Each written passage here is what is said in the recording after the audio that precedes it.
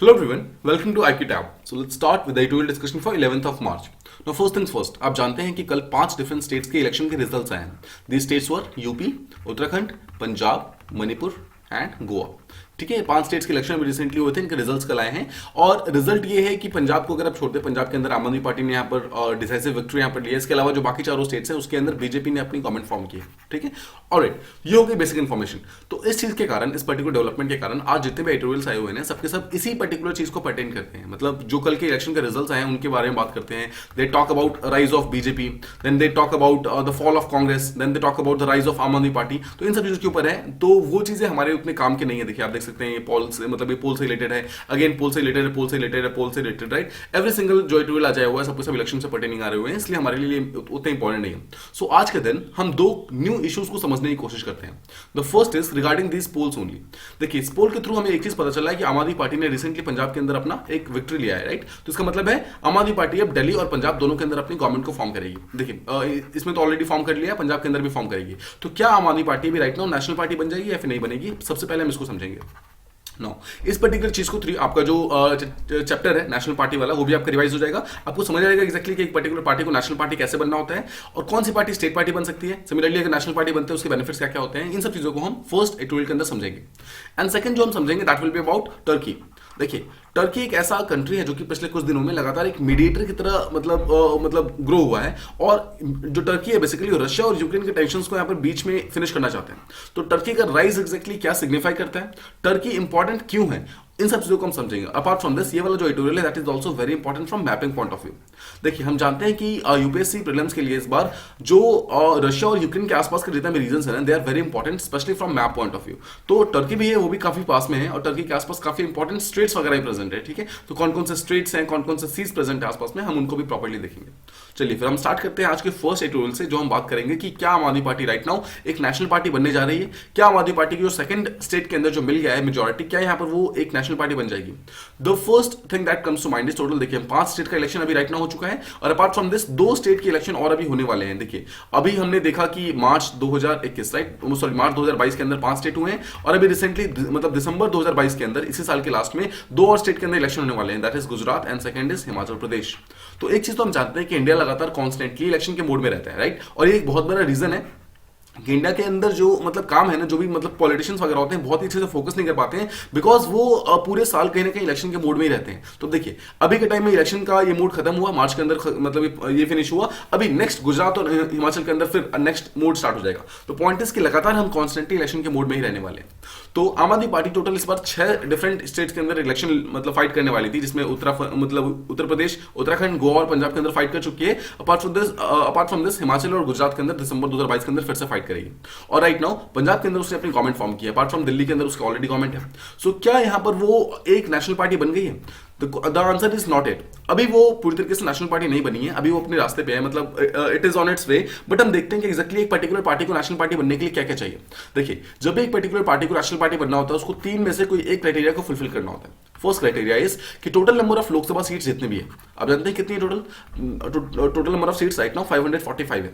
तो जितने भी टोटल नंबर ऑफ सीट्स होती है ना उसका 2% का मतलब क्या है. देखिए अगर इसका 1% देखेंगे तो 5.45 सीट्स हो जाएंगे, राइट. और इसका अगर 2% देखेंगे मतलब इसको डबल कर दोगे तो दैट कम्स 10.90 यानी कि 11 सीट्स. ठीक है, तो अगर 545 में से 11 सीट्स किसी एक पर्टिकुलर पार्टी के पास आ जाए, ठीक है, फिर समझिए total number of seats Lok Sabha में जितने भी हैं उसका 2% यानी कि राइट नाउ 11 सीट्स, और वो 3 डिफरेंट स्टेट्स के अंदर आने चाहिए. अगर ऐसा होता है तो एक पर्टिकुलर स्टेट को आप मतलब एक पर्टिकुलर पार्टी को डायरेक्टली नेशनल पार्टी बोल सकते हो. फर्स्ट चीज तो ये हो गई, ठीक है, मतलब 3 डिफरेंट स्टेट से आपको 11 टोटल लोकसभा की सीट चाहिए. बट राइट नाउ आम आदमी पार्टी के पास सिर्फ एक ही सीट है, जो उनके भगवान जो मान कैंडिडेट हैं सिर्फ उन्हीं का अभी राइट नाउ सीट है और उनके पास अभी टोटल 11 सीट्स नहीं हुई है. तो पहली बात फर्स्ट चीज तो यहाँ पर पूरी तरीके से क्रॉस हो गया, इसके कारण यहाँ पे आम Aadmi party right now national party नहीं है. सेकंड देखते हैं. सेकंड क्राइटेरिया ये होता है कि अगर आप स्टेट के इलेक्शन लड़ रहे हो तो टोटल 4 डिफरेंट स्टेट्स के अंदर आपको 6% वोट्स लेने होंगे. मतलब हर एक स्टेट के अंदर आपको 6% वोट लेने होंगे कम से कम. मतलब अगर आप नहीं भी जीत रहे हो तो कम से कम आपको 6% वोट लेने होंगे और उसके साथ में 4 जो यहां पर लोकसभा सीट चाहिए आपको, ठीक है, 4 लोकसभा सीट्स। फिर समझिए 6% वोट चाहिए होंगे आपको 4 डिफरेंट स्टेट्स के अंदर, साथ में 4 लोकसभा की सीट चाहिए होंगी। अगर आप ये भी क्राइटेरिया फुलफिल करते हो तो तभी आप नेशनल पार्टी बन सकते हो, ठीक है। बट अगेन अगर आप अभी आम आदमी पार्टी को देखेंगे तो देखिए 4 डिफरेंट स्टेट्स के अंदर जो 6% का वोट चाहिए ना, तो राइट नाउ गोवा के पास इनके पास 6% से ज्यादा है, दैट इज ओके। और दिल्ली में इनके पास 53% है, ये भी ज्यादा है। और अभी राइट नाउ पंजाब के अंदर भी इनको मिल गया, 3 हो गए, बट उत्तराखंड के अंदर भी उनका 3% ही है। तो मतलब क्या है, इनके पास सिर्फ 3 स्टेट्स ऐसे हैं जहां पर इनको 6% से ज्यादा इनके पास वोटिंग शेयर है, चौथा स्टेट इनके पास नहीं है। इसके कारण, इस चीज के कारण भी आम आदमी पार्टी राइट नाउ एक नेशनल पार्टी नहीं बन सकती है। Apart from this, third criteria ये है कि एक पर्टिकुलर पार्टी को कम से कम 4 या फिर उससे ज्यादा स्टेट्स के अंदर स्टेट पार्टी का रिकॉग्निशन मिलना चाहिए, ठीक है। मतलब अगर एक पर्टिकुलर कोई भी ऐसी पार्टी है जो कि 4 डिफरेंट स्टेट्स के अंदर स्टेट पार्टी बन जाती है, तो उसको ऑटोमेटिकली एक नेशनल पार्टी डिक्लेयर कर दिया जाएगा। नाउ स्टेट पार्टी कैसे बनते हैं उसको हम समझते हैं। और उससे पहले आप देखिए, आम आदमी पार्टी को राइट नाउ गोवा, दिल्ली और पंजाब, इन 3 स्टेट्स के अंदर स्टेट पार्टी ऑलरेडी बनाया जा चुका है, बट इसके अलावा चौथा स्टेट अभी तक इनके पास नहीं है। Alright, let's try to understand कि एग्जैक्टली कौन से ऐसे क्राइटेरियाज होते हैं जिसके थ्रू एक पर्टिकुलर पार्टी स्टेट पार्टी बन सकती है। देखिए, एक स्टेट पार्टी बनने के लिए सबसे पहले बात तो जब भी कोई असेंबली का इलेक्शन होगा, उस पर्टिकुलर इलेक्शन के अंदर कम से कम आपको 2 सीट्स लेने होंगे एक पर्टिकुलर पार्टी को, और साथ ही साथ टोटल नंबर ऑफ वोट्स में से टोटल 6% वोट्स आपको लेने होंगे, ठीक है। फिर से समझिए, टोटल नंबर ऑफ जितने भी सीट्स होंगे उसमें टोटल सिर्फ 2 सीट्स आपको लेनी होंगी, और साथ में 6% ऑफ वोट्स, जितने भी टोटल वोट्स कास्ट किए जाएंगे उसमें से 6% वोट्स आपके फेवर में आने चाहिए। अगर ये चीज होता है तो आप ऑटोमेटिकली स्टेट के एक टाइप के मतलब पार्टी बन जाओगे, ठीक है। अपार्ट फ्रॉम दिस, या तो ये हो या फिर इसके अलावा 6% of the votes in the Lok Sabha, अगर लोकसभा इलेक्शन होता है उसी पर्टिकुलर साल में और उसी पर्टिकुलर स्टेट से अगर आप फाइट कर रहे हैं, तो स्टेट से आपको कम से कम इन 6% वोट्स मिलने चाहिए लोकसभा के अंदर, और साथ ही साथ आपका एटलीस्ट एक एमपी होना चाहिए, मतलब एटलीस्ट एक एमपी आपका वहां से जीतना चाहिए, ठीक है। अगेन आई होप आप समझ रहे हैं इस चीज को, 6% लोकसभा की वोट्स और साथ में at least 1 MP. Apart from this, देखिए ये हम और यूज कर रहे हैं, और का मतलब है इनमें से कोई भी एक हो सकता है, मतलब जरूरी नहीं कि चारों को साथ में होना है, कोई एक होना चाहिए। थर्ड कंडीशन इज कि जितने भी कोई असेंबली के इलेक्शंस वगैरह हो रहे हैं उसमें या तो आप 3% वो मतलब जो टोटल नंबर ऑफ सीट्स है वो ले लो, या फिर 3 सीट्स ले लो, ठीक है। मतलब आपको नंबर ऑफ सीट्स जो है उसके ऊपर खेलना है। यहाँ पर टोटल आपको 3% सीट चाहिए, मतलब अगर आप उस पर्टिकुलर स्टेट के अंदर टोटल 100 सीट्स हैं तो उसमें से आपको कम से कम 3 सीट चाहिए होंगे। एंड फोर्थ इज कि हर 25 लोकसभा सीट्स के ऊपर एटलीस्ट आपका एक एमपी होना चाहिए एक पर्टिकुलर स्टेट के अंदर। जस्ट सपोज कि एक पर्टिकुलर स्टेट है, वो स्टेट के अंदर मान लेते हैं टोटल 100 लोकसभा की सीट्स हैं, तो हर 25 सीट के ऊपर मतलब क्या है, एक पर्टिकुलर पार्टी का कम से कम 4 सीट्स यहाँ पर प्रेजेंट होने चाहिए, या फिर टोटल नंबर ऑफ वोट जितने भी है उसका 8% वोट जो है एक पर्टिकुलर पार्टी से होना चाहिए। देखिए, आपको हो सकता है देखने में बहुत ही कंफ्यूजन लग रहा हो, बहुत ही सिंपल है। एक बार फिर से इसको रिवाइज करते हैं। देखिए, फर्स्ट इसका इलेक्शन ये था कि 2 असेंबली की सीट्स होनी चाहिए आपके पास, 2 सीट्स प्लस 6% वोट्स। नेक्स्ट था कि लोकसभा के अंदर अगर आपका इलेक्शन होता है तो उसके अंदर आपको कम से कम 6% मतलब वोट चाहिए, या फिर आपके पास एक एमपी होना चाहिए, ठीक है। ये हो गया। थर्ड आपका कंडीशन ये था कि अगर कोई भी असेंबली का इलेक्शन होता है तो या तो आप 3% सीट ले लो, या फिर 3% वहां पर आपको 3 या फिर 3 सीट्स ले लो, ठीक है। And the fourth one is कि आपका हर 25 लोकसभा सीट्स के अंदर आपका एटलीस्ट एक एमपी होना चाहिए। ये 4 क्राइटेरिया ऐसी हैं जो कि आपको स्टेट पार्टी बना सकती है, और ऐसे क्राइटेरिया अगर आप 4 डिफरेंट स्टेट के अंदर फॉलो करते हैं तो ऑटोमेटिकली आप एक नेशनल पार्टी बन जाएंगे। और आम आदमी पार्टी यहां पर 3 स्टेट्स के अंदर ऑलरेडी बन चुकी है, सिर्फ एक और स्टेट के अंदर उसको बनना है और ऑटोमेटिकली वो नेशनल पार्टी बन जाएगी, ठीक है। अब लेट्स ट्राई टू अंडरस्टैंड कि एग्जैक्टली राइट नाउ इंडिया के अंदर कौन-कौन से नेशनल पार्टीज प्रेजेंट है। इंडिया के अंदर right now total 7 national parties present है। We have BJP, we have Indian National Congress, we have Communist Party of India 3, then we have Communist Party of India का एक offshoot है Marxist का CPIM, वो भी एक टाइप का national party है। फिफ्थ इज मतलब Bahujan Samaj party, then we have all India Trinamool Congress, and finally we have national Congress party. देखिए, इसमें ऑल इंडिया जो तृणमूल कांग्रेस है वो ममता बनर्जी की पार्टी है जो कि वेस्ट बंगाल के अंदर राइट नाउ मतलब रूल कर रही है, ठीक है। मतलब उस टाइम अभी उन्होंने वहां पे गवर्नमेंट फॉर्म किया हुआ है। द पॉइंट इज कि राइट नाउ 2016 के अंदर this became the latest party जिनको नेशनल पार्टी का यहाँ पर सिंबल मिला था, बिकॉज वो 4 डिफरेंट स्टेट्स के अंदर उन्होंने अपनी मेजोरिटी को प्रूव किया था, जहां पर 6% से ज्यादा सीट्स उनके पास मिल गई थी।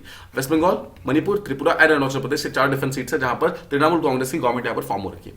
तो क्वेश्चन कम्स कि अगर कोई पर्टिकुलर पार्टी नेशनल पार्टी बन भी जाती है उससे फायदा क्या होगा, समझते हैं। तो ये पहली बात तो सबसे पहला फायदा होता है इलेक्शन सिंबल के अंदर। मतलब एक पर्टिकुलर पार्टी अगर एक पर्टिकुलर पार्टी नेशनल पार्टी है, उसने जो भी इलेक्शन सिंबल चूज कर रखा है, तो कोई और दूसरी पार्टी जो है उस पर्टिकुलर सिंबल को चूज नहीं कर सकती है।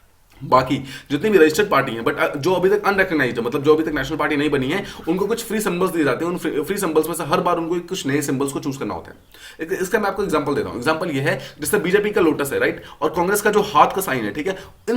इन दोनों साइंस को कभी भी कोई और पार्टी यूज नहीं कर सकती है, because they have been registered to these parties, because these both are national parties, ठीक है। अपार्ट फ्रॉम दिस, जितने भी नेशनल पार्टीज होते हैं उनको गवर्नमेंट के द्वारा कुछ लैंड या फिर बिल्डिंग्स मिलती है, जिसके थ्रू वो अपना पार्टी ऑफिस सेट कर सकते हैं और उसके ऊपर अपना प्रचार वगैरह कर सकते हैं, ठीक है, प्रमोशन कर सकते हैं। सकते हैं। Apart from this the third and the final और सबसे इंपॉर्टेंट जो उनके पास जो फायदा मिलता है वो होता है स्टार कैंपेनर्स का।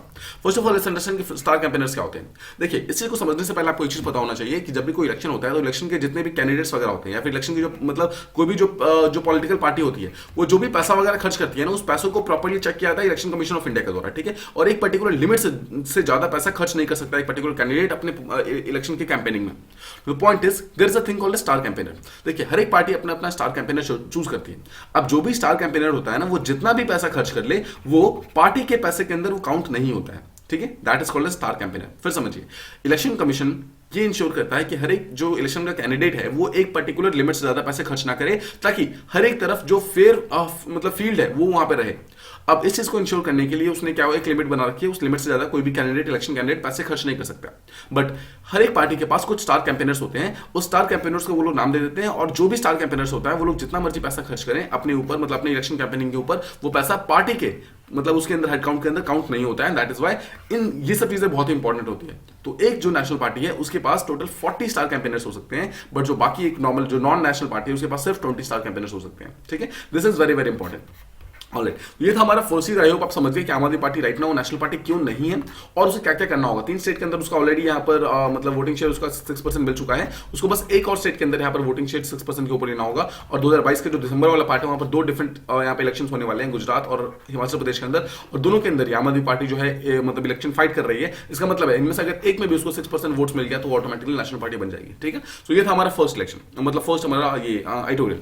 Alright, so let's talk about the next one. This is going to be very important. यहाँ बात करने वाले टर्की के बारे में कि एग्जैक्टली उसके स्टेक्स क्या क्या है इस वॉर के अंदर और किस तरीके से एग्जैक्टली वो रशिया और जो यूक्रेन का वॉर चल रहा है उसको मीडिएट करने की कोशिश कर रहा है। कॉन्टेक्स्ट ये कि टर्की लगातार मीडिएट करने की कोशिश कर रहा है रशिया और यूक्रेन के बीच के वॉर को, लेकिन उसने बोला है कि टर्की, रशिया और यूक्रेन तीनों की आपस में मीटिंग होगी, बट यूक्रेन ने राइट नाउ किसी भी टाइप का नॉट प्रोवाइड नहीं किया, कंफर्मेशन प्रोवाइड नहीं किया कि वो इस चीज को अटेंड करेगा। बट हम इसको समझने की कोशिश करते हैं कि एग्जैक्टली टर्की का इंटरेस्ट क्या है इस पर्टिकुलर वॉर में, बिकॉज हम एक चीज जानते हैं, कोई भी कंट्री जो है वो किसी दूसरे के लिए अपने आप को मतलब बीच में नहीं लाएगा, right.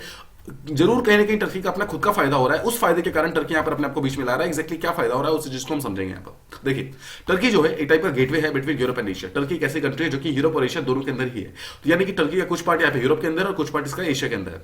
Apart from this, Turkey is also considered a country जिसके मैनी पार्ट्स है, मतलब टर्की जो है मतलब it is basically divided into many parts, some in Europe and some in Asia, ठीक है। Apart from this, Turkey is also member of NATO, NATO का member भी है, और इसको EU का मेंबर बनाने वाले थे, बट ऑब्वियसली EU का मेंबर राइट नाउ ये नहीं है। सबसे पहले मैं आपको टर्की का मैप दिखाता हूं। Let's try to first of all see कि एग्जैक्टली कहां पर है। दिस इज इंडिया, ठीक है, this is India. Alright, apart from this अगर आप देखेंगे दिस इज रशिया, ठीक है, दिस इज रशिया, और यहां पर अगर आप देखेंगे दिस इज यूक्रेन छोटा सा, ओके। अब देखिए, अगर आपने रशिया देखिए दिस इज यूक्रेन, ठीक है, this is also Russia, this is Ukraine. Alright, अब यूक्रेन के अगर आप बिल्कुल नीचे देखेंगे ये वाला पार्ट आप जानते हैं ये ब्लैक सी है, ब्लैक सी के ये वाला पार्ट जो आप देख रहे हैं this country is called as Turkey, ठीक है। ये टर्की और ये काफी इंपॉर्टेंट है बिकॉज आप देख सकते हैं this region is simply called as Europe और this region is called as Asia. तो आप देख रहे हैं ये जो ऐसी कंट्री है जो कि यूरोप के अंदर ही प्रेजेंट है और एशिया के अंदर प्रेजेंट है। Let's try to zoom in on this particular map. देखिए, अगर आप जूम इन करते हैं तो यहाँ पे रशिया हो गया, यहाँ पे यूक्रेन हो गया, Moldova, we know different countries. Now इसी के नीचे की तरफ ये ब्लैक सी है और ब्लैक सी के नीचे वाला जो कंट्री है that is called as Turkey, ठीक है। ये इसका मैपिंग पॉइंट ऑफ व्यू हो गया। नाउ टर्की के अंदर अगर आप देखेंगे तो ये बहुत सारे आप देख रहे हैं छोटे छोटे चोक पॉइंट्स है। ये चोक पॉइंट्स काफी इंपॉर्टेंट आगे हम उसके बारे में बात करेंगे। These are called as straits, Dardanelles के स्ट्रेट है, बारबीक्स के स्ट्रेट्स हैं लोग, ठीक। कौन कौन से स्ट्रेट है उसको हम आगे देखने वाले हैं, but the point is right now I hope आप समझ गए कि Russia, this entire is Russia, this entire is Russia, this is Ukraine, Ukraine के जस्ट नीचे ब्लैक सी है, ब्लैक सी के जस्ट नीचे यहाँ पे टर्की प्रेजेंट है, यानी कि इसका मैपिंग बहुत ही इंपॉर्टेंट है। ऑलराइट, अपार्ट फ्रॉम दिस एक चीज आपको समझना है, टर्की ऑल्दो एक एक ऐसा मेंबर है जो कि यूरोप और एशिया दोनों के अंदर है, बट इसके अलावा ये बहुत ही रिलीजियस कंजर्वेटिव नेशन है, मतलब जिसके जो लीडर है वो बहुत ही अथॉरिटेरियन लीडर बोले जाते हैं, और इनका जो मेन एम है दैट इज इस्लामिज्म को फिर से वापस लेकर आना। टर्की अगर आप जानते हैं, Turkey was the centre of Ottoman Empire. Ottoman Empire आप जानते हैं, ओटोमन एम्पायर आपने सुना होगा। ओटोमन एम्पायर वो एम्पायर था जिसने रोमन एम्पायर को हरा करके बाहर किया था, और ओटोमन एम्पायर एक्चुअली वो टाइम था जिस टाइम इस्लाम बिल्कुल टॉप पे पहुंच गया था, ठीक है। सो इसी ओटोमन एम्पायर का जो सेंटर था that was actually Turkey. Now let's try to understand actually क्या है टर्की जो है। It is a friend of मतलब कहीं ना कहीं रशिया का एक फ्रेंड है, बिकॉज रशिया के साथ इसके काफी ज्यादा अपने खुद के इंटरेस्ट जुड़े हुए हैं। इसके अलावा जो टर्की है, टर्की एक और रशिया के बीच में कहीं ना कहीं एज ओल्ड जियोपॉलिटिकल राइवल भी है, बिकॉज आप जानते हैं कि रशिया और ओटोमन एम्पायर्स के बीच में लगातार फाइट वगैरह होता रहता है। अगर आपने वर्ल्ड हिस्ट्री कंप्लीट किया होगा अपने मेंस के लिए तो आपने उसमें देखा होगा रशिया और ओटोमन का जो भी यहाँ पर फाइट्स वगैरह हुई थी। ऑलराइट, इसके अलावा टर्की का अगर आप देखेंगे तो मॉस्को, देखिए मॉस्को ने जो यानी कि जो रशिया ने जब एनेक्स किया था क्रीमिया को, यूक्रेन का नीचे वाला पार्ट जो क्रीमिया है उसको जब एनेक्स किया था, तो ऑब्वियसली टर्की टर्की को ये बात बिल्कुल पसंद नहीं आई थी और उन्होंने इसको इलीगल बोला था। यानी कि यहाँ पर रशिया और टर्की के बीच में जो प्रॉब्लम्स थे यहाँ पर इमर्ज होने स्टार्ट हुई थी 2014 के आसपास में। अपार्ट फ्रॉम दिस, रशिया जो है एक पर्टिकुलर पार्टी से बहुत ज्यादा पास में है, that is called as PKK. Now PKK देखिए, पीकेके एक ऐसी पार्टी है जो कि टर्की के अंदर रहती है और एक टाइप की रेबल ग्रुप है। देखिए ये एक ऐसी रेबल ग्रुप है जो कि टर्की के गवर्नमेंट के अगेंस्ट हमेशा फाइट करती रहती है और इस रेबल ग्रुप को हमेशा सपोर्ट करता है रशिया, ठीक है। दैट इज वाई टर्की को यहाँ पर ये चीज भी बिल्कुल पसंद नहीं आती है कि हमारे कंट्री के अंदर एक टाइप का रेबल ग्रुप है और उस पर्टिकुलर रेबल ग्रुप को कहीं ना कहीं रशिया जो है वो सपोर्ट कर रहा है, इसलिए भी टर्की और रशिया के बीच में जो प्रॉब्लम्स है वो काफी इमर्ज होता रहता है। Apart from this, there is also country called Syria. Now Syria के अंदर आप जानते हैं कि 2 साल पहले काफी ज्यादा यहाँ पर ब्लडशेड हुआ था, काफी ज्यादा प्रॉब्लम्स हुई थी। तो देखिए सीरिया के अंदर उस टाइम में प्रेसिडेंट हुआ करते थे बशर अल असद। नाउ बशर अल असद जो थे उनकी प्रेसिडेंसी के ऊपर काफी सारे यहाँ पे क्वेश्चंस उठे थे और जो उस टाइम वर्ल्ड जो था ना वो 2 पार्ट में डिवाइड हो गया था। One was in the favour of Bashar al Assad and one was against Bashar al Assad. देखिए रशिया यहाँ पर उसके फेवर में बैठा हुआ था और जो टर्की और जो बाकी यूएसए और जो बाकी वेस्टर्न कंट्रीज थे वो सब के सब कहीं बशर अल असद के अगेंस्ट में थे, बिकॉज उन्होंने काफी ज्यादा वहां पे ह्यूमैनिटेरियन क्राइसिस क्रिएट कर दिया था सीरिया के अंदर, इसलिए। लेकिन इसके बावजूद रशिया जो था लगातार उसकी सपोर्ट कर रहा था। तो सीरिया के अंदर जब हमने देखा, सीरिया के अंदर हमने देखा कि रशिया और टर्की आपस में लगातार फाइट कर रहे थे, मतलब रशिया और टर्की जो है दोनों एक दूसरे के अगेंस्ट फाइट कर रहे थे। तो एक चीज, there was the region called as Idlib region. Idlib region के बारे में आपको याद होगा, हमने पहले भी बात की हुई है। इदलिब रीजन है वो एक्चुअली सीरिया के अंदर प्रेजेंट है, ठीक है। नाउ सीरिया के अंदर जो इदलिब रीजन प्रेजेंट है ये एक ऐसा बैटल ग्राउंड बन गया था जहां पर रशिया और टर्की लगातार आपस में फाइट करते रहते थे, ठीक है। और मैं आपको पहले दिखाता हूं कि सीरिया के अंदर जो इदलिब रीजन है वो एक्जेक्टली कहां प्रेजेंट है। First of all this is Turkey. Turkey के जस्ट नीचे आप देखिए टर्की के साथ जो बॉर्डर लगता है दैट इज सीरिया। सीरिया की कैपिटल क्या है? डेमास्कस। ऑलराइट, सीरिया के अंदर जो नॉर्दर्न पार्ट में देखेंगे this part is called as Idlib और Idlib became a kind of a battle ground for Turkey. यहां से देखिए टर्की वाले लोग डायरेक्टली यहां से आ सकते थे और इसके अलावा जो रशिया के जो लोग थे वो यहां पे ऑलरेडी प्रेजेंट थे। सो टर्की और रशिया के बीच का कहीं ना कहीं एक बैटल ग्राउंड बन गया था, बिकॉज दमास्कस जो प्लेस है, दमास्कस के अंदर जो उनके प्रेसिडेंट थे यानी कि बशर अल असद वहां रहते थे और उसके कारण बहुत सारे ऐसे ग्रुप्स वगैरह थे जो कि लगातार इदलिब से नीचे की तरफ फाइट करने की कोशिश कर रहे थे। No, what happened was Russia और टर्की के बीच में यहाँ पर 2014 के आसपास में प्रॉब्लम और ज्यादा इमर्ज होनी स्टार्ट हो गई। उसी टाइम में क्रीमिया का एनेक्सेशन होता है, उसके कारण टर्की को ये बिल्कुल पसंद नहीं आता है और क्रीमिया यहाँ पे लगातार जो मतलब बेसिकली रशिया है, रशिया और टर्की का जो प्रॉब्लम है वो यहाँ पर और ज्यादा इंक्रीज हो जाता है, ठीक है। अब देखिए जैसे मैंने आपको बताया टर्की जो था वो बशर अल असद के रेजिम के अगेंस्ट था और जो ये था जो ये मतलब बेसिकली जो रशिया था, रशिया उसके सपोर्ट में था। देखिए टर्की का यहाँ पर इस पर्टिकुलर कोलिशन के अगेंस्ट होना, मतलब टर्की का यहाँ पर बशर अल असद के अगेंस्ट होना सिर्फ ये शो नहीं करता है कि टर्की यहाँ पर वेस्टर्न कंट्री का सपोर्ट कर रहा था, बट एक्चुअली क्या था ना, वो जितने भी सीरिया के जो डेमोक्रेटिक फोर्सेस वगैरह थे जो कि बशर अल असद के लिए काम कर रहे थे ना, वो उन सबको कहीं ना कहीं पीकेके का एक ग्रुप मानता था। पीकेके आपको याद है टर्की के अंदर एक टाइप का रेबल ग्रुप है। सो टर्की के अंदर एक रेबल ग्रुप है जिसका नाम है पीकेके और कहीं ना कहीं टर्की का मानना ये था, जो टर्की के प्रेसिडेंट है उनका मानना ये था कि जो ये बशर अल असद की जो रेजिम है ना वो कहीं ना कहीं पीकेके को सपोर्ट कर रही है। इसके कारण भी टर्की रशिया के अगेंस्ट मतलब जो सीरिया है उसके अगेंस्ट फाइट कर रहा था। अब देखिए होता क्या है, इस पर्टिकुलर फाइट के अंदर टर्की जो था उसने रशिया का एक फाइटर प्लेन को शूट डाउन कर दिया, उसके कारण जो कंसर्न्स थे और ज्यादा खराब हो गए। बट धीरे धीरे फिर एर्दोगन यानी कि जो टर्की का प्रेसिडेंट है वो और जो रशिया का प्रेसिडेंट यानी कि जो व्लादिमीर पुतिन है दोनों आपस में मिलते हैं और इस बैड फेज को उन्होंने पूरी तरीके से फिनिश करने की कोशिश की। दोनों ने सोचा कि अगर हम इस रिलेशनशिप को फिर से इंप्रूव कर सके तो दोनों कंट्री में काफी ज्यादा फायदा होगा, इसलिए उन दोनों ही जो लीडर्स थे दोनों ने इस पर्टिकुलर रिलेशन को इंप्रूव करना स्टार्ट किया। Now let's try to understand कि एग्जैक्टली रिलेशन को इंप्रूव कैसे किया। देखिए फर्स्ट ऑफ ऑल रशिया और टर्की ने अपने ट्रेड रिलेशन को इंप्रूव किया और राइट नाउ रशिया जो है टर्की के मेन ट्रेड पार्टनर्स के अंदर एक है।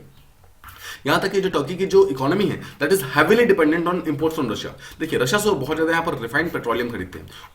ऑलमोस्ट $16 बिलियन से ज्यादा का ट्रेड जो है दोनों कंट्री के बीच में आसपास में होता है एंड जो कि रशिया के फेवर के अंदर प्रेजेंट है, मतलब कि रशिया मेजॉरिटी ऑफ द जो रिफाइंड पेट्रोलियम है वो यहां पर टर्की को प्रोवाइड करता है। Apart from this there is also gas pipeline जो कि डायरेक्टली टर्की से रशिया के बीच में आती है और वो ब्लैक सी से होते हुए आती है। मैं आपको दिखाता हूं एक्जेक्टली चीज कहां पे प्रेजेंट है। ऑलराइट, देखिए this is Russia, this is Ukraine, this is Crimea, ठीक है, और आप जानते हैं दिस इज मोल्दोवा। ऑलराइट, अगर आप देखेंगे तो हम जानते हैं कि बहुत सारे डिफरेंट ऐसे कंट्रीज वगैरह हैं जो कि जिसको रशिया डायरेक्टली ऑयल और गैस सप्लाई करता है। उनमें से एक कंट्री जो है दैट इज यहाँ पर टर्की, ठीक है। तो आप देख सकते हैं, देखिए जैसे मैंने आपको बताया था इसका कुछ पार्ट यहाँ पर एशिया के अंदर है, कुछ पार्ट इसका यहाँ पर जो यूरोप है उसके अंदर प्रेजेंट है। ऑलराइट, अपार्ट फ्रॉम दिस अगर देखेंगे तो डायरेक्टली एक टाइप का एक देखिए इसका नाम होता है टर्क स्ट्रीम, ठीक है। जस्ट टर्क स्ट्रीम को ध्यान रखिएगा, Turk stream is this one जो कि इसका नॉर्दर्न पार्ट में प्रोवाइड करता है। उसके अलावा वी हैव ब्लू स्ट्रीम है, उसके अलावा we have south gas corridor. ये सब के सब ऐसे गैसेस हैं जो कि रशिया से डायरेक्टली टर्की के अंदर आते हैं, मतलब कि Turkey is heavily dependent on Russia for their gas and oil reserves, ठीक है, बिकॉज टर्की के पास अपना खुद का बहुत ज्यादा ऑयल एंड गैस रिजर्व्स नहीं है, इसलिए वो रशिया के ऊपर डिपेंडेंट है।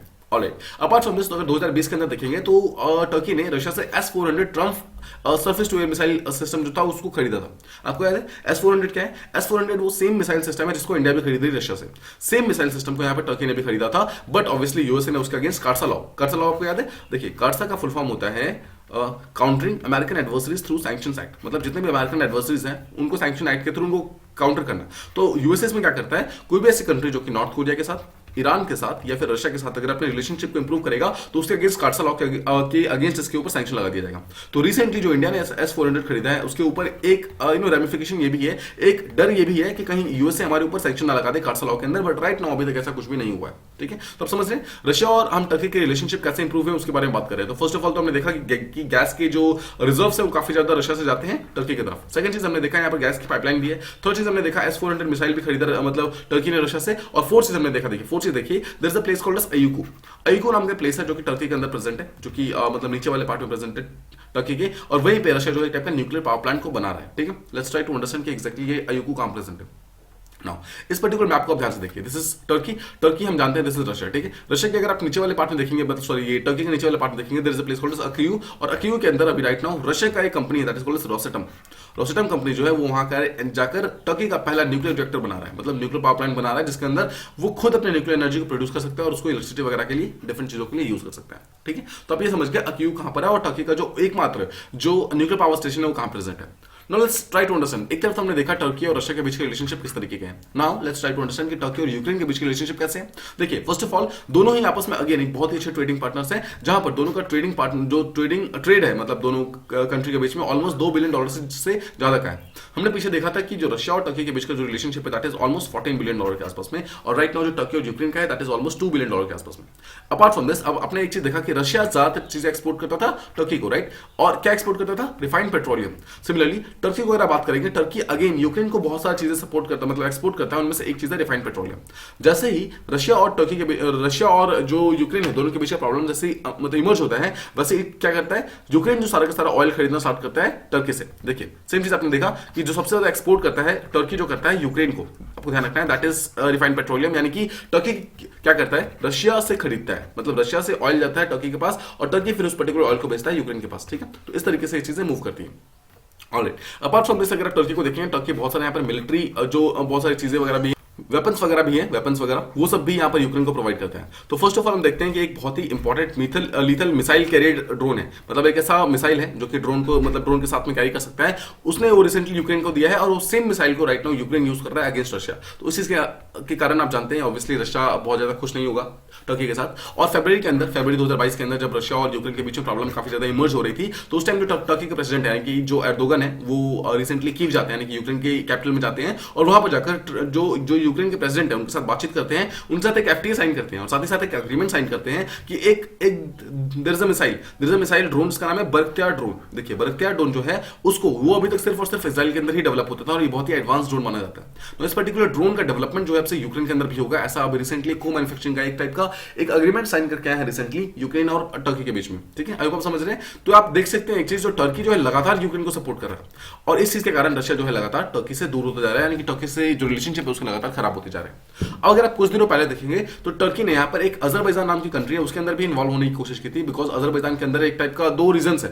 देखिए अजरबैजान और आर्मेनिया दोनों आसपास में नेबरिंग कंट्रीज है, दोनों के बीच में एक टाइप का कॉन्फ्लिक्टिंग रीजन है that is called as Nagorno Karabakh region. जो नागोर्नो कराबाख रीजन है उसके बीच में काफी प्रॉब्लम है और कुछ दिनों पहले अजरबैजान का सपोर्ट करते हुए टर्की ने बहुत सारा मिसाइल वगैरह अजरबैजान को प्रोवाइड किया था टू फाइट अगेंस्ट आर्मेनिया, और उसके कारण वेस्टर्न कंट्रीज काफी ज्यादा गुस्सा हो गई थी टर्की के साथ। Let me try and explain कि एग्जैक्टली अजरबैजान कहां है। देखिए अगर आप इस पर्टिकुलर मैप को ध्यान से देखेंगे, दिस इज टर्की, ठीक है, उससे जस्ट दिस इज सीरिया।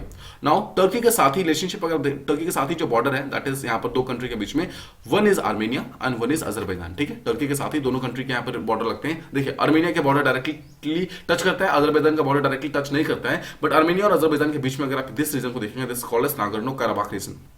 नहीं, नागोर्नो कराबाख रीजन एक ऐसा रीजन है जो कि आर्मेनिया और अजरबैजान के अंदर राइट नाउ डिस्प्यूटेड है और ये डिस्प्यूट होने के कारण ये प्रॉब्लम काफी ज्यादा यहाँ पर इमर्ज हो रही है। ठीक है, अब देखिए हुआ यही था कि टर्की ने क्या किया था आर्मेनिया के अगेंस्ट, बिकॉज आप जानते हैं कि नेबर हमेशा नेबर के साथ रिलेशनशिप कभी भी अच्छे नहीं होते। ठीक है, अगर आप कौटिल्य की स्टेटमेंट को समझेंगे तो कौटिल्य का मानना यह था कि जो नेबर होता है that is the first enemy. ठीक है, नेबर बिकॉज दोनों ही obviously same set of resources के ऊपर काम करते हैं, मतलब दोनों को सेम सेट ऑफ रिसोर्सेज चाहिए होते हैं, इसलिए नेबर आपका कभी भी दोस्त नहीं हो सकता है। ये बात कौटिल्य बोल के कहते हैं। पॉइंट इज टर्की जो है आर्मेनिया के साथ रिलेशनशिप बहुत अच्छे नहीं है, तो टर्की ने क्या किया, अजरबैजान को डायरेक्टली वेपन्स वगैरह प्रोवाइड करना स्टार्ट किया, सिमिलरली मिसाइल्स वगैरह प्रोवाइड करना स्टार्ट किया, ताकि अजरबैजान जो है आर्मेनिया के अगेंस्ट फाइट कर सके। नाउ इस चीज से वेस्टर्न कंट्रीज जो थे काफी गुस्सा हो गए थे, सिमिलरली स्पेशली यूएसए और फ्रांस जो थे काफी गुस्सा हो गए थे, बिकॉज इनका मानना ये था कि अगर ये वेपन्स वगैरह अजरबैजान को दिए जाएंगे तो कहीं ना कहीं आर्मेनिया भी यहाँ पर रिप्लाई करेगा और फिर अजरबैजान रिप्लाई करेगा, उससे कारण एक वॉर टाइप सिचुएशन क्रिएट हो जाएगी। तो एक जो छोटा सा डिस्प्यूट है, जिस डिस्प्यूट को इजिली जो टैकल किया जा सकता है, उस पर्टिकुलर डिस्प्यूट को यहाँ पर इंक्रीज करना, दैट इज नॉट गुड। अब इस चीज को थोड़ा सा हम आगे बढ़ के देखते हैं। देखिए, this is Armenia, this is Azerbaijan. Azerbaijan के अंदर एक there is a place called Nagorno Karabakh, और इस नागोर्नो कराबाख रीजन के अंदर आर्मेनिया भी डायरेक्टली इसके ऊपर क्लेम करता है, ठीक है। और इसका क्लेम भी कहीं ना कहीं हिस्टोरिकल क्लेम है, बिकॉज ये चाहता है कि जो इसका ओरिजिनल रीजन था जो कि आर्मेनिया का, दिस वाज लाइक दिस, मतलब समवॉट, वो चाहता है कि उस चीज को फिर से अचीव किया जाए, तो इसके कारण वो इस चीज के ऊपर क्लेम कर रहा है। बट ऑब्वियसली जो अजरबैजान है वो इस चीज को मान नहीं रहा है, और दोनों की कंट्री के बीच में जो डिस्प्यूट है वो लगातार बढ़ती जा रही है। तो आप ये चीज समझ गए नाउ। जो यहाँ पर बख्तियार जो ड्रोन जो कि जो अजरबैजान को दिया गया था टर्की के द्वारा, उस चीज के उसके बहुत सारे ऐसे पार्ट्स थे जिसको इंडिजिनाइज कर दिया गया था, मतलब उसको टर्की ने खुद बनाया था और उसको और ज्यादा मतलब लीथल बना दिया था। तो अगर इस पर्टिकुलर मिसाइल्स को आर्मेनिया के अगेंस्ट यूज किया जाता तो शायद वॉर ब्रोक आउट हो जाता। इस चीज के अगेंस्ट वेस्टर्न कंट्रीज काफी ज्यादा खुश नहीं थे।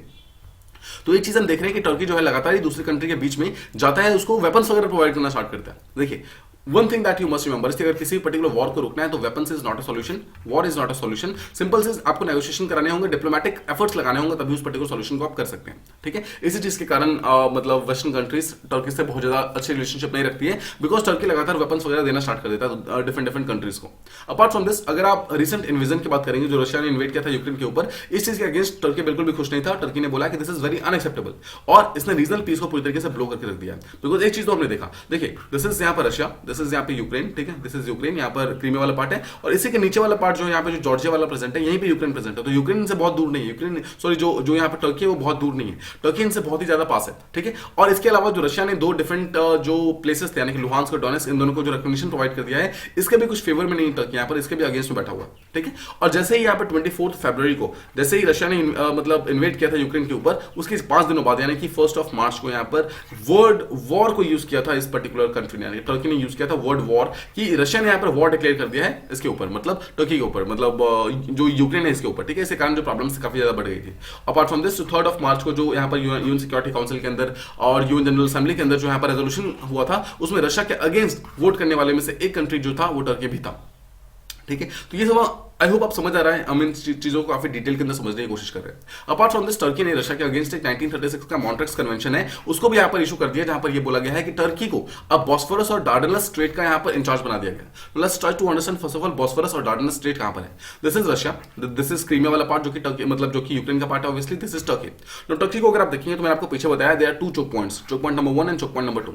नाउ जो आप देखिए यहाँ पर जो 2 प्लेसेस अगर आप देखेंगे, first is Bosphorus and second is Dardanelles. अगर आप बॉस्फोरस और डार्डेनल्स को समझेंगे, जो ऊपर वाला पार्ट है, यानी कि दिस वाला पार्ट है, this is called as Bosphorus, this is called as strait of Bosphorus and second one is called as strait of Dardanelles, ठीक है। और इसके कारण ये दोनों चीजें काफी ज्यादा इंपॉर्टेंट होती है, बिकॉज दोनों ही एक टाइप के बहुत ही इंपॉर्टेंट चीक पॉइंट, मतलब चोक पॉइंट है। नाउ दिस इज ब्लैक सी, ठीक है। अगर आप ब्लैक सी को देखेंगे तो उसका अगर आप एक रूट देखेंगे, ब्लैक सी का रूट जो है वो इस पर्टिकुलर सी से होकर जाता है, and this sea is called as Aegean, ठीक है। सो एजेंसी और एक ब्लैक सी दोनों के बीच का जो पार्ट है, इस पार्ट के ऊपर कहीं ना कहीं टर्की का अच्छा खासा कंट्रोल है, ठीक है। और जो ये बॉस्फोरस स्टेट और जो डार्डेनल्स स्टेट है, इन दोनों के ऊपर भी टर्की का काफी कंट्रोल है। तो भी रिसेंटली जो मॉन्ट्रेक्स रिकॉर्ड जो मॉन्ट्रेक्स रिकॉर्ड जिसको उसने रिसेंटली इवोक किया है, जो मॉन्ट्रेक्स कन्वेंशन को इवोक किया है, इस पर्टिकुलर रिकॉर्ड में ये लिखा हुआ है कि किसी भी टाइप का अगर प्रॉब्लम होता है तो टर्की यहाँ पर बॉस्फोरस और डार्डेनल्स स्टेट का इंचार्ज बन जाएगा। और इसने रिसेंटली यही किया है। रशिया के इस पर्टिकुलर इन्वेजन के कारण और ब्लैक सी के अंदर जितने भी हलचल वगैरह मच रही है, उस चीज को रोकने के लिए बॉस्फोरस और डार्डेनल्स स्टेट दोनों को अपने कमांड के अंदर इसने ले लिया है।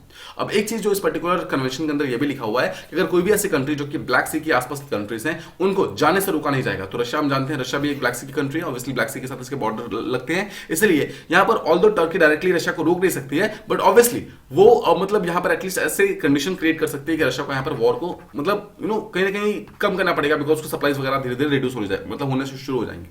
अब देखिए, टर्की ने लगातार एक बात को यहाँ पर रीट्रेट किया है, उन्होंने ये बोला है कि वो अपने रिलेशनशिप को खराब नहीं करना चाहते, ना ही रशिया के साथ और ना ही यूक्रेन के साथ, मतलब दोनों के साथ अपने रिलेशनशिप को काफी इंप्रूव करके रखना चाहते हैं, and that is why they are trying कि एक मीडिएटर की तरह काम किया जाए। Now finally let's talk about कि टर्की एग्जैक्टली मीडिएट कर क्यों रहा है, एग्जैक्टली उससे खुद के इंटरेस्ट क्या है. अगेन ट्राई टू अंडरस्टैंड कि एक इंटरनेशनल रिलेशन जो इंटरनेशनल एरेना है उसके अंदर किसी भी पर्टिकुलर कंट्री का कोई परमानेंट फ्रेंड नहीं होता है, कोई परमानेंट एनिमी नहीं होता है. सिर्फ एक ही चीज जो परमानेंट होती है that is it's national interest, और नेशनल इंटरेस्ट के लिए हर एक कंट्री कुछ भी करती है. सो राइट नाउ टर्की जो है ये सब इसलिए कर रही है बिकॉज एक रीजनल लीडर बनना चाहती है और अपने जो भी बैड इमेज का जो भी उसका बैड बॉय का इमेज है ना, जो उसके प्रेसिडेंट का जो अथॉरिटेरियन इमेज है उस चीज को रिड्यूस करना चाहती है. मतलब अपार्ट फ्रॉम दिस अगर आप अथॉरिटेरियन लीडर्स की बात करेंगे उसमें से एक लीडर यहाँ पे जो एर्डोगन है, जो वहाँ के प्रेसिडेंट है उनका नाम भी यहाँ पर आता है. तो अपने नाम को उस पर्टिकुलर अथॉरिटेरियन लीडर के नाम से हटाने के लिए और एक अच्छी इमेज को बनाने के लिए टर्की यहाँ पर ये सब चीजें करने की कोशिश कर रहा है. नाउ अपार्ट फ्रॉम दिस एक चीज आप समझिए, टर्की यहाँ पे अपने रिलेशनशिप को रशिया के साथ खराब नहीं करना चाहता है. That is why they have not joined any sanctions. मतलब रशिया के ऊपर किसी भी टाइप का सैंक्शन वगैरह जो है टर्की के द्वारा लगाया नहीं गया. देखिए एक चीज तो हमने पिछले स्लाइड्स के अंदर एक चीज देखा कि टर्की काफी ज्यादा गुस्सा रहता है मतलब रशिया के साथ, बिकॉज रशिया ने क्रीमिया के ऊपर अटैक किया, रशिया ने यूक्रेन के ऊपर अटैक किया और भी बहुत सारे डिफरेंट रीजन के कारण. बट टर्की यहाँ पर सैंक्शन नहीं लगा रहा है. उसका मेन सिंपल सा रीजन यही है बिकॉज ऑब्वियसली बहुत सारा ऑयल एंड गैस का जो यहाँ पर डिमांड वगैरह है ना टर्की वो लेता है. मतलब टर्की बहुत सारा ऑयल एंड गैस खरीदता है रशिया से फॉर मतलब टू थिंग्स. पहला तो डोमेस्टिक यूज के लिए और सेकंड चीज उसको एक्सपोर्ट करने के लिए, दोनों ही चीजों के लिए. तो अगर ऑयल एंड गैसेस रशिया ने देना बंद कर दिया तो टर्की के ऊपर प्रॉब्लम काफी ज्यादा बढ़ जाएगी. बट देखिए सैंक्शन ना होने के बावजूद टर्की यहाँ पर यूएसए के साथ काम कर रहा है और बोल रहा है कि हम दोनों ही क्लोज कोऑर्डिनेशन के अंदर काम करेंगे. रशिया के जितने भी एडवांसमेंट है इस चीज को हम रोकने की कोशिश करेंगे. अपार्ट फ्रॉम दिस हम जानते हैं कि दोनों ही कंट्री जो है मतलब टर्की और रशिया दोनों ही अपने अपने इंटरेस्ट को बचाने की कोशिश कर रही है ब्लैक सी के अंदर. टर्की स्ट्रेट के अंदर जो तुर्क के स्ट्रेट्स हैं, जो बॉस्फोरस और डार्डनलेस हैं, इन दोनों स्ट्रेट को यहाँ पर बचाने की कोशिश कर रहे हैं. अपार्ट फ्रॉम दिस दोनों ही कंट्री का जो डिफेंस रिलेशनशिप है मतलब अदर कंट्री के साथ उसको भी यहाँ पर बचाने की कोशिश की जा रही है. तो इन्हीं सब चीजों को बचाने के कारण और ऑयल एंड गैस के जो सप्लाईज वगैरह जो कि रशिया मतलब जो देता है टर्की को, इन सब चीजों को खोना नहीं चाहता है Turkey. That is why Turkey यहाँ पर डायरेक्टली रशिया के ऊपर सैंक्शन वगैरह नहीं लगा रहा है. बट इसके बावजूद वो एक मीडिएटर की तरह काम करना चाहता है. ठीक है, तो आई होप आपको टर्की का एग्जैक्ट फिनोमिना जो भी था, जो भी चीजें टर्की यहाँ पर कर रहा है और जो सबसे इंपॉर्टेंट जो भी मैप्स वगैरह हमने किए, बॉस्फोरस स्ट्रेट हमने किया, डार्डनलेस स्ट्रेट हमने किया, हमने सीरिया को देखा, हमने टर्की को देखा, राइट. हमने अपार्ट फ्रॉम द यूक्रेन को देखा, हमने रशिया को देखा. तो ये सारे की सारी चीजें जो भी इंपॉर्टेंट है उन सब चीजों को आपको थोड़ा थोड़ा माइंड में रखना है, इनको चीजों को बार बार रिवाइज करते रहना है and you will be good to go for this particular examination.